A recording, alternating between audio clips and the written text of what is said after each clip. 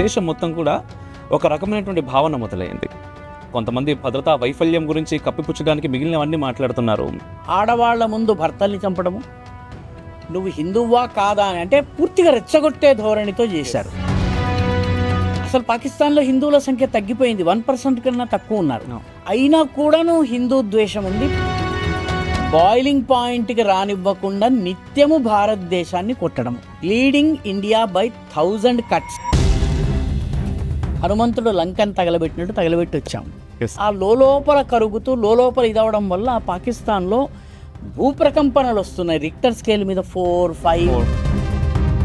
అక్కడ ఉన్నటువంటి గవర్నమెంట్ కంటే కూడా ఆర్మీకి ఎక్కువ అధికారాలు ఉంటాయి. చిల్లరగుండా గట్టిగా లాగి లెంపగాయ కొడితే వాడు ఏం చేస్తాడంటే వాడు కొంచెం దూరం పరిగెత్తి ఆగి వెనక్కి తిరిగి తుమ్ యహీ ఠహరో మై మేరే మామాకు లావుంగా అంటాడు. మనం అటం బాంబు వెయ్యాలి లేకపోతే న్యూక్లియర్ బాంబు దాడి చేయాలి అంటే మనకు ఒక క్లియర్ చైన్ ఆఫ్ కమాండ్ ఉంది. పాకిస్తాన్ కావాలని కోరుకున్న వాళ్ళందరూ కూడా మన దేశంలోనే ఉండిపోయారు. బహుశా భారత ప్రధానమంత్రుల్లో ఎవరు కూడా ఇంత స్పష్టంగా ఈ విషయం చెప్పలేదు. పాకిస్తాన్పై చర్చ జరిగితే కేవలం పాక్ ఆక్యుపైడ్ కాశ్మీర్ మీద జరుగుతుందని అన్నారు.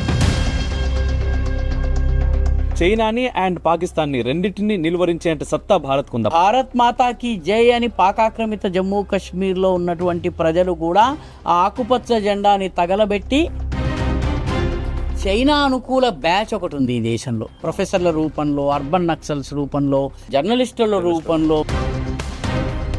డొనాల్డ్ ట్రంప్ ఈ ప్రపంచ అత్తగారు కదా, ఆయన నా ప్రమేయం లేకుండా ఇండియా ఈ రకంగా కొట్టేస్తుందా కంగారు పడుతున్నాడు. కాంగ్రెస్ పార్టీ మొట్టమొదటిసారి రాహుల్ గాంధీ మీద విజయం సాధించింది. మన దేశం ముందున్నటువంటి సవాల్ ఏంటంటే ఈరోజు ప్రపంచంలో భారతదేశముని దెబ్బ కొట్టగలిగే శక్తి ఏ దేశానికి లేదు, భారతీయుడికి మాత్రమే ఉంది.